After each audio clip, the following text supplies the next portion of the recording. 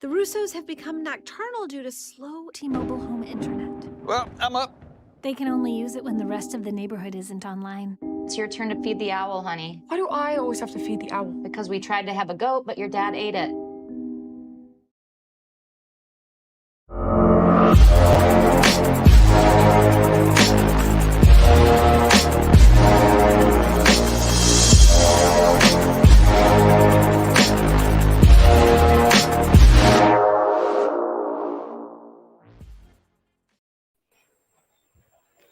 Hello, everyone, and welcome into another edition of Inquirer live at Game Day Central, presented by Xfinity. Tonight, we are coming to you from the press box at Lincoln Financial Field, where in just a little bit, the Eagles, the only undefeated team in the NFL, will host the Dallas Cowboys in an anticipated NFC East matchup. I'm Josh Tolentino, as always, joined by EJ Smith. Together, we are your beat reporters for the Philadelphia Inquirer and your co-host of Game Day Central.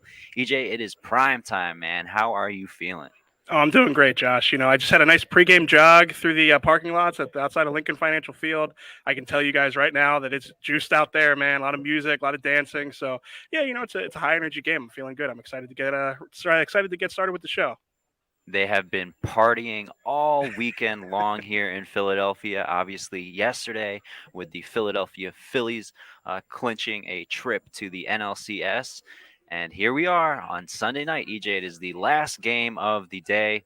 The undefeated Eagles are going to put their perfect record on the line against these Dallas Cowboys, one of their longest rivals in the division history of the NFC East. EJ, before we get started, it's going to be a jam-packed show. I want to remind everyone where is the best place that they can continue to the conversation with us and also view us. Yeah, Josh, that's inquirer.com/Eagles Game Day. That's where we want to have conversations with you guys. We want to, put our analysis in there and hear yours as well. It's kind of a two-way conversation. And some of the comments from there, we take them for what's probably our favorite segment of the show, which is titled What You Said. It's where we take your comments and sort of, break down what we think and kind of, again, make it a conversation. So once again, that's inquirer.com/Eagles Game Day. All right, EJ, let's jump right into it. What is the latest with this team? As we mentioned, everyone knows, everyone around the league knows, every NFL fan knows that this is the only undefeated team in the league. EJ, I guess it's fair to say that this is their biggest game of the season thus far. Everyone made jokes about the NFC East being the NFC least. It's looking like the NFC beast right now, with the Giants, the Cowboys, and obviously the Eagles all having tremendous records at this point. Yeah, it's weird to think that if the Eagles were to lose tonight, they would be in a three-way tie for the division.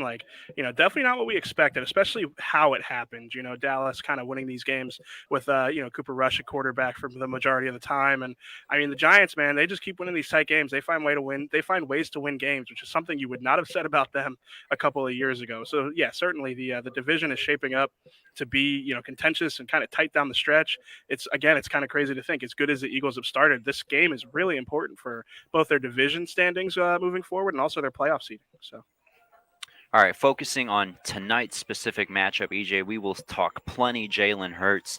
He has directed the Eagles to a perfect record thus far. But on the other side of the ball, Cooper Rush for the Cowboys, their backup quarterback, he's filled in quite admirably for Dak Prescott. Has he surprised you, with the success that he's had, with how the team is using him? And also, I guess, how is his presence changed the dynamic under center there for the Cowboys? yeah, it certainly surprised me that they found ways to win games. I do think that, the Cowboys have had some success with defensive touchdowns and kind of finding creative ways to score. I think they're more of a run-first team with Cooper Rush under center. And, Cooper Rush is kind of a product of that play-action game. You develop and you establish the run and you kind of play off of that with the pass. I think he benefits from that. Definitely not as prolific through the air as they would be with Dak Prescott. This offense is probably, where you would expect the Eagles to have a real advantage talent-wise. But, with Cooper Rush, they still have been able to win games. They've been productive. So I do think that, most of the time when you're facing a backup quarterback, you can kind of exhale. But with Cooper Rush, they figured out how to, be successful with him under center. Throughout Nick Sirianni's tenure with Jonathan Gannon as the defensive coordinator, we've learned that most of their success, a lot of their success, especially last year, came against inexperienced and backup quarterbacks. Tonight, they get another one in Cooper Rush. He's led the Cowboys to his to this winning record, to a surprise to many. But again, you mentioned the running backs, EJ. Let's go there. Uh, Zeke Elliott, Tony Pollard, the former college teammate with Kenny Gainwell here on the Eagles. What are your expectations for those two, and specifically, how might the Eagles defend that 1-2 punch, like what you mentioned they've been leaning on over the past few weeks? Yeah, I definitely, the Cowboys run early and often. They're one of the teams in neutral passing situations where, you could kind of run or pass. They really, really favor the run. So you'll definitely see those guys get a lot of carries. And yeah, I think you'll see a little bit of what they did last week as far as how the front looks, the Eagles, that is. I think that you'll see a lot of 5 down with Jordan Davis out there. I think this is probably the most important game. This is like what you got Jordan Davis for, to clog up the run and sort of be, that presence in the middle. So far this season, they've used him almost exclusively on rundowns. He's had some pass rushing snaps, but they've almost always come on early downs. Against the Cowboys, you can really afford to have him out there most of the time because, they're either going to run it or they're going to be in play action, and you don't want those defensive tackles getting displaced. And Jordan Davis is really good at either beating a one-on-one block or staying put against 2-on-1s. We've seen him, get alpha 2-on-1 blocks before. So I think we'll see a lot of that. You'll probably see a lot of Kaiser White and TJ Edwards on the field. And yeah, I think that the Eagles are just going to kind of load up the box at times and, try and let their linebackers make plays against the play action. And again, have Jordan Davis be at the center of all of it. I think that it's easy to see him having a career high in snaps today. Earlier in the week, Coach Nick Sirianni said Jordan Davis, their top rookie, the defensive tackle from Georgia, he's been playing his best football thus far after last week's game in Arizona. EJ, you talked to Jordan Davis, you talked to some of his teammates. What's the biggest thing you learned about the big fella this week? You failed to mention, I'll plug it for you, but EJ did an excellent article on Jordan Davis usage. You can check that out at Inquirer.com, and how tonight will be a very big game for Jordan Davis. Well, one of the things I learned is that he's a Braves fan. So, sorry to hear about that. He's probably a little bit upset about that one. But no, I talked to his teammates, and they kind of talked about how every week, you see him make these splash plays. He doesn't call them splash plays. He says, oh, these are the plays I'm supposed to make. But, his teammates know, like, what he does on the field can be special at times, whether it's putting whether it's putting an offensive lineman on the ground, whether it's, splitting a double team. He's just more athletic than you realize, chasing down screens out in space.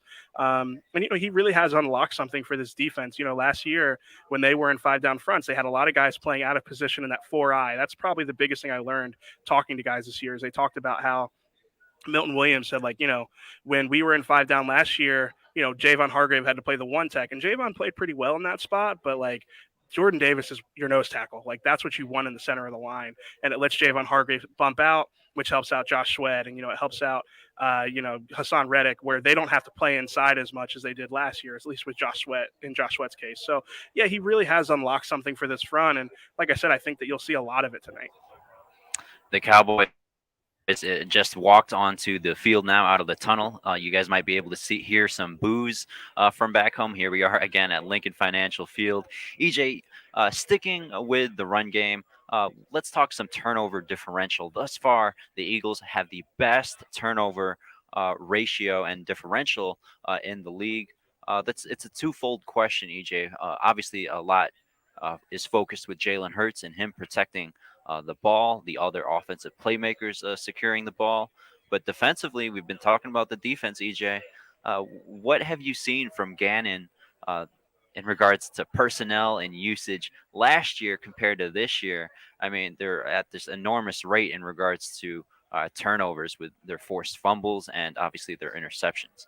Yeah, that's the thing with this Gannon defense a lot of times. It's like, oh, let's play off coverage. Let's, trying to make the offense sustain drives and, kind of like wait for them to make a mistake. And, last year I said this, it's like, the offense isn't going to make mistakes if you don't have playmakers. What you're really talking about is having guys who can make a play, whether it's a sack or a forced fumble, an interception, a pass breakup, a forced holding call, whatever those are that, kind of set the offense back.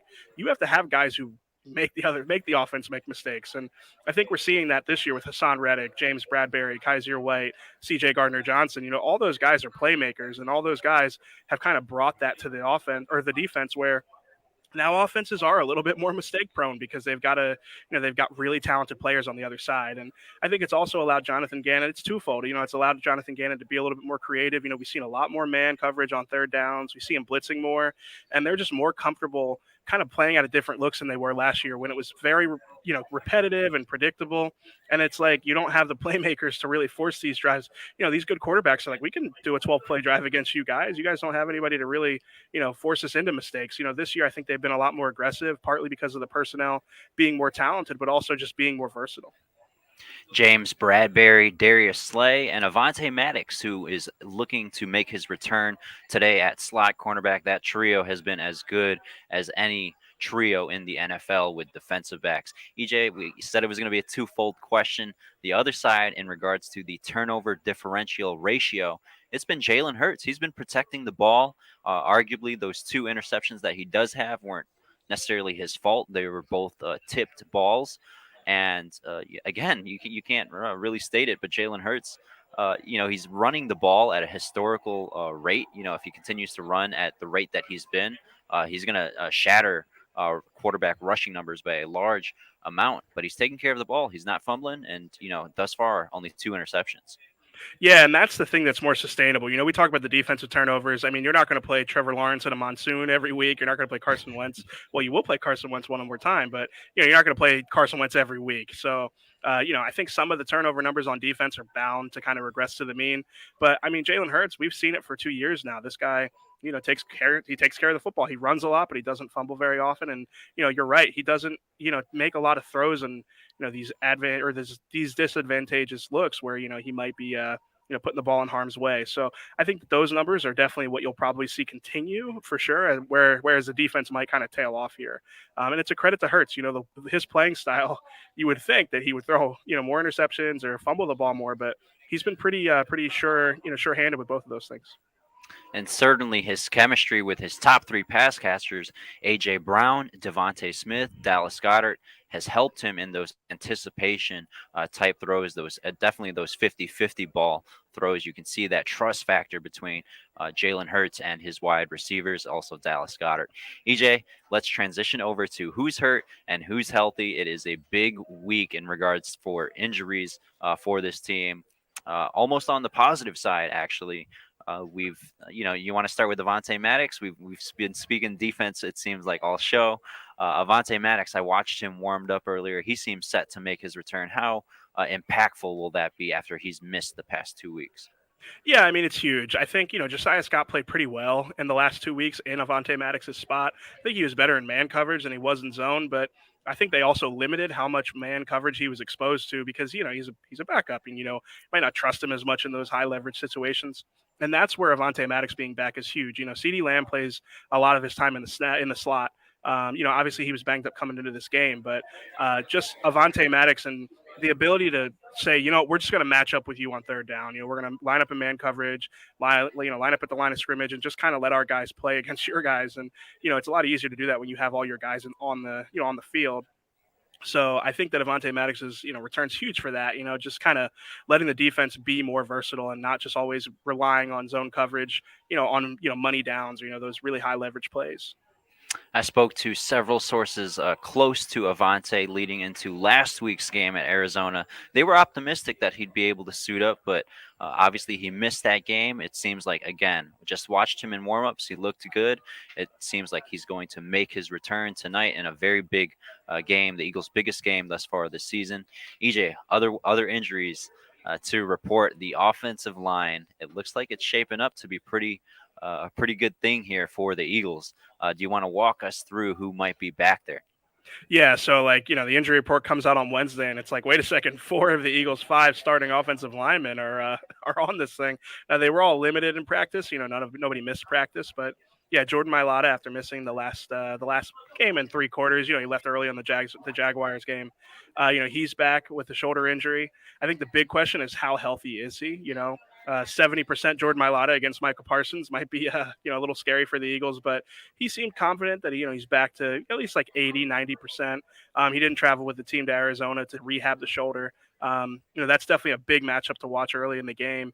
But then let's go right down the line. Landon Dickerson has an ankle injury. He was limited throughout the week. He was, cleared to play. He's expected to play. Um, Another guy to kind of keep an eye on because he was kind of in and out against the Cardinals. I think this might be something he deals with, if not for the remainder of the season, at least for this game. The bye week will probably be big for him. Jason Kelsey has his own ankle injury. I think that one's a little bit less of a concern.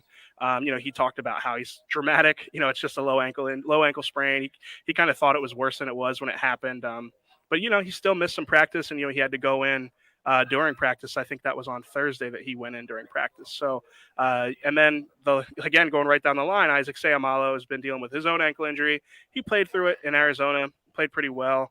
And he didn't really miss, a significant amount of practice this week. I mean, again, he was limited on Wednesday. So Lane Johnson is the only starter that wasn't on the injury report, but all those guys have been cleared to play, which is huge because this Dallas defensive front is one of the best in the league.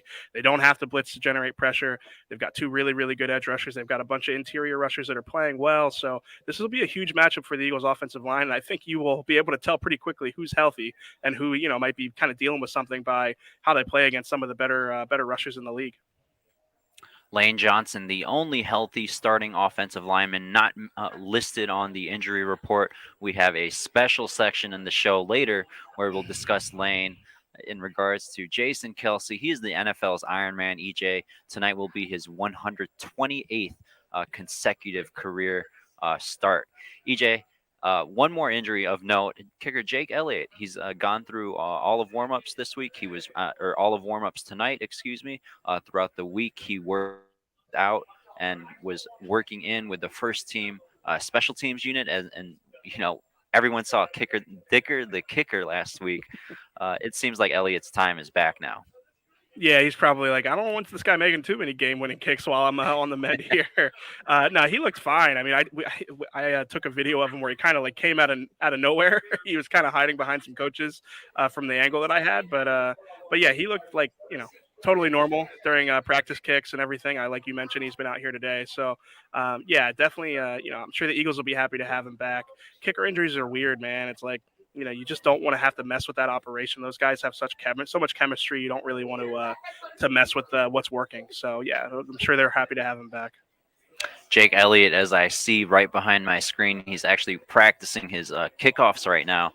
So that foot, that ankle, it must be feeling pretty good as he suits up here again in prime time, ready to make his return after the temporary stint of Dicker the kicker.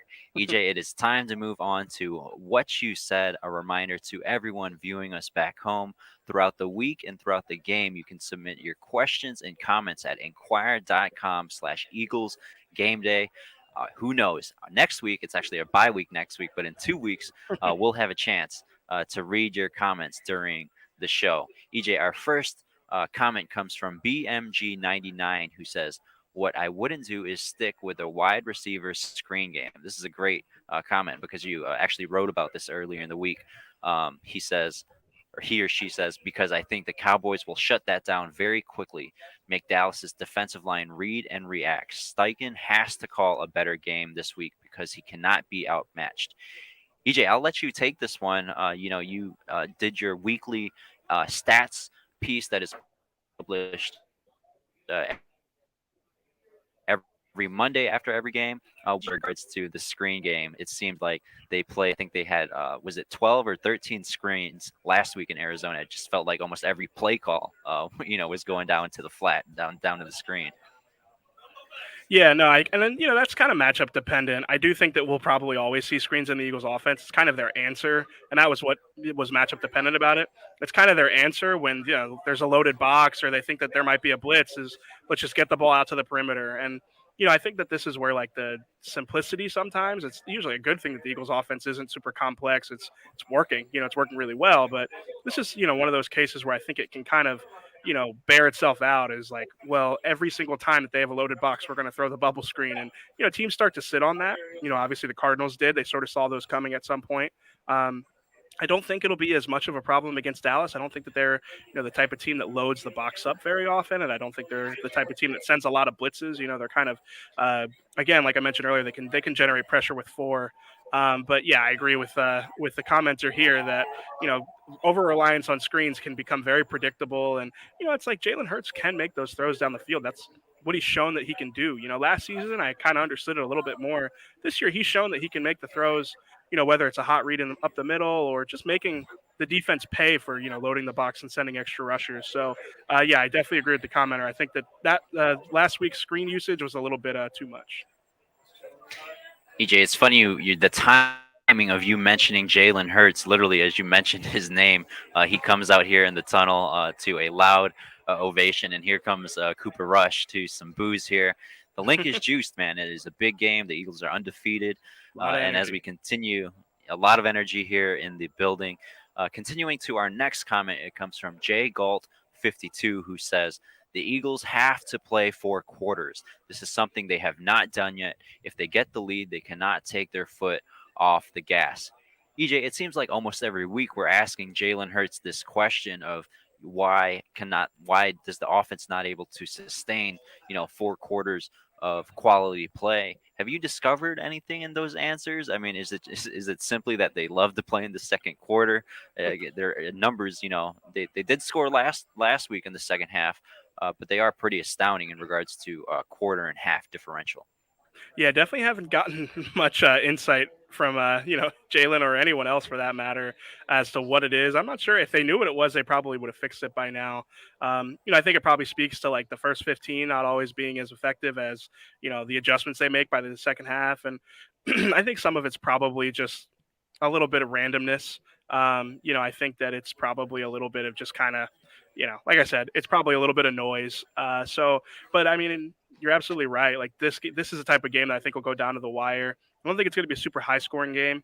I think these are two really good defenses, and obviously the Eagles' offense has been really good. I think the Cowboys' offense has been a little bit worse. So, I think that this will probably require 4 quarters of, productivity. I don't know if it's going to be the same type of game where they can kind of blow a team out in the second quarter and then kind of take their foot off the gas. And I mean, we haven't seen them play a whole lot of games. Obviously last week, sort of notwithstanding, we haven't seen them play a whole lot of games this season where it has been, down the wire in the second half. A lot of times it's like, it almost feels like the Eagles are trying to run the clock out by the 10-minute mark in the third quarter. So, I feel like this will be the type of game that'll challenge them to not do that, keep taking shots downfield and, keep being aggressive well into the second half. So, I think that's probably how it'll turn out.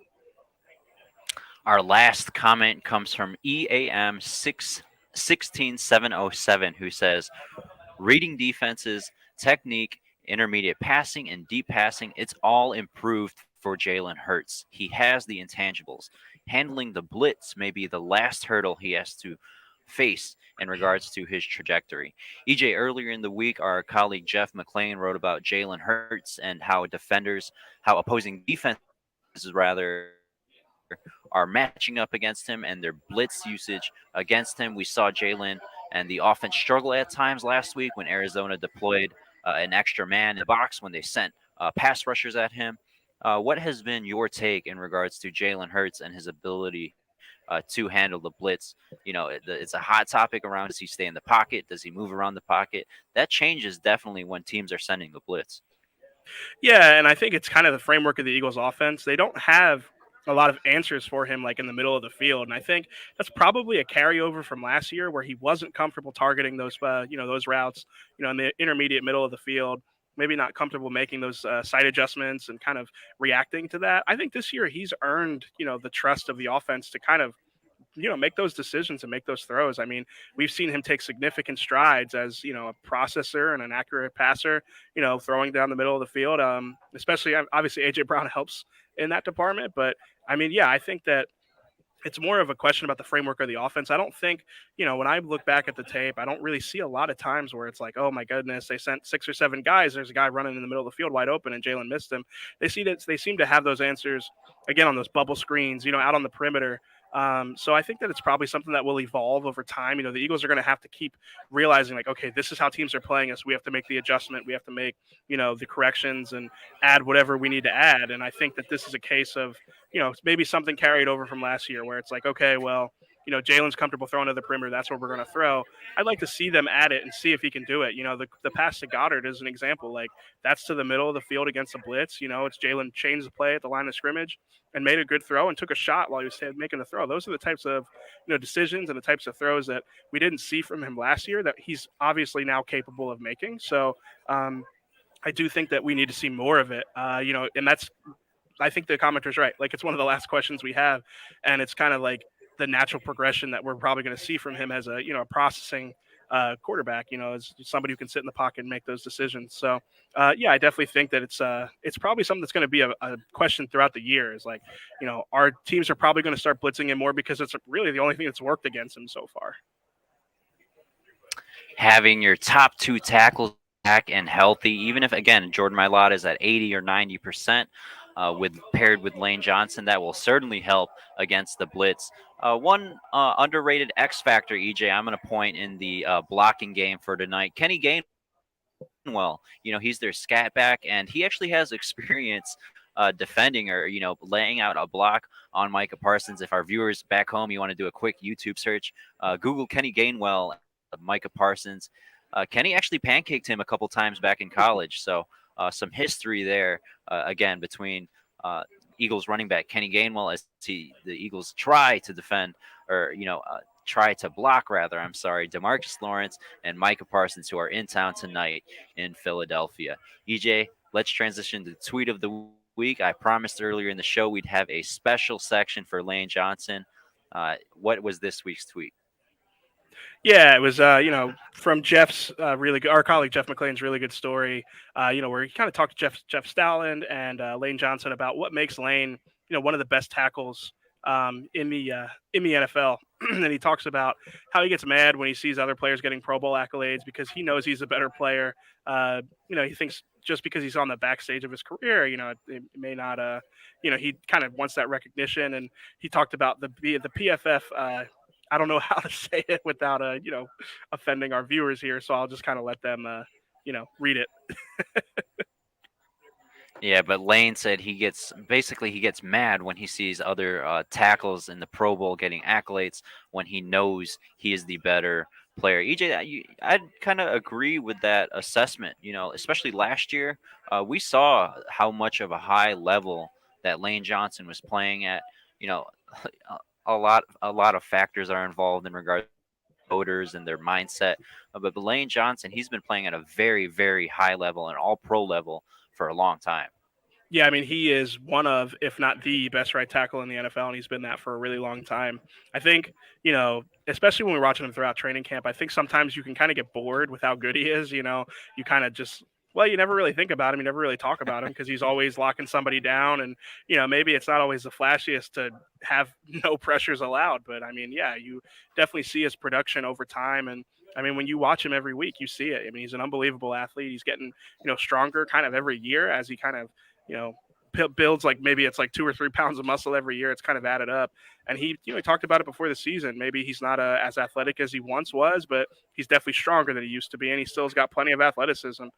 So yeah, he's, like right now, especially, he's kind of the anchor of the offensive line where everybody's banged up, but, you can kind of count on Lane Johnson to be, stout in pass protection. So. All right, there you go. Lane Johnson. Again, you can check out Jeff's story at Inquirer.com. EJ, it is prediction time. We're getting closer to kickoff. What did you have in today's version of the Philadelphia Inquirer? What was your prediction for this game? Yeah, I had the Eagles 24, Cowboys 21. I think this will be a close game. I think Jeff had it 23-20 or something too. I didn't realize that until after I wrote it. I think that this will be a close game. I think it'll be a lower scoring game. The Cowboys haven't had like shootouts in the last few weeks with Cooper Rush. And I just think these are two really good defenses. I think that this is an Eagles defense that's been opportunistic and, it's forced a lot of turnovers. This is a Cowboys defense. It's kind of been the same way. They generate a lot of pressure. They don't need a lot of guys to do it. Obviously, they got Trayvon Diggs back there who's always kind of hunting for the ball. So, I think that there will probably be spurts of this game where people are wondering where the scoring is. And, I think the Eagles are probably the more talented team, and they pull it out in the second half is my guess. Trayvon Diggs, a lot of uh, tidbits here, but he boasts the relationships with Jalen Hurts, Devontae Smith, thanks to their Bama ties. EJ, you went with the Eagles by a field goal. I actually think I had the same thing, not necessarily the same points on the scoreboard, but I do think the Eagles pull out a close one here. And who would have thought that heading into the bye week that they have a chance to go undefeated here, 6-0 heading Yeah. into week 7. EJ, we invented this a few weeks ago, but give me your key player who is having their best game today. I'll go first. We saw in week 2 how the team directed. They force fed Devontae Smith after he didn't get any catches in week 1. I'm going to go with A.J. Brown. There's been a lot of chatter this week how A.J. Brown only had 3 catches all on the opening drive last week's game in Arizona. I wouldn't be surprised if they went A.J. Brown's way. I know we've spoke a lot about the expectations for today's game being a defensive game, a low-scoring game, reliant on the run game. Give me A.J. Brown, though, with a big game. Again, will not be surprised if they go his way there on the opening drive. Yeah, so I was going to go AJ Brown as well. I think that he, is due for a big game. I think Trayvon Diggs is a really good corner, but he's the type of corner that takes a lot of chances. And I mean, he's also like a physical guy. Trayvon Diggs. He's the type of guy who kind of likes to win at the catch point with physicality. You're not going to win that with AJ Brown. I mean, that guy is a freak. So I would have gone AJ Brown, but since in the interest of giving our viewers at least 2 people here, give me Josh Sweat. I mean, this guy has been playing really, really well. Every week when I do my stats package, I'm looking it up and I'm seeing that Josh Sweat is generating tons of pressure. Very efficient, and he hasn't really had that huge game. Hassan Reddick has had some big games. Fletcher Cox has obviously had a lot of production. Give me Josh Sweat with like a multiple sack game, maybe a forced fumble or something like that. I think that he's kind of due for a big one here. And there you have it, Josh Sweat with his vintage celebration. Maybe EJ will be doing that I later. needed that You'll earlier. Have to, check back in on Day Central to see if that comes to fruition. Yeah. All right, EJ, it's time to wrap up. I want to thank everyone so much for tuning in to Inquire Live at Game Day Central, presented by Xfinity. Don't forget, we will continue the conversation over at inquire.com/Eagles Game Day. That's exactly where you'll be able to interact with myself, EJ, Jeff, and all of our columnists who are on site here in South Philly. Who knows? Our next show, which will happen in 2 weeks back here at the link as they come off the bye week, we'll have a chance to read your comments and questions in that section called What You Said. For EJ Smith, I am Josh Tolentino. It is week 6. It is primetime Sunday night football. I hope everyone enjoys tonight's game. Thank you so much for tuning in to Game Day Central. See you guys.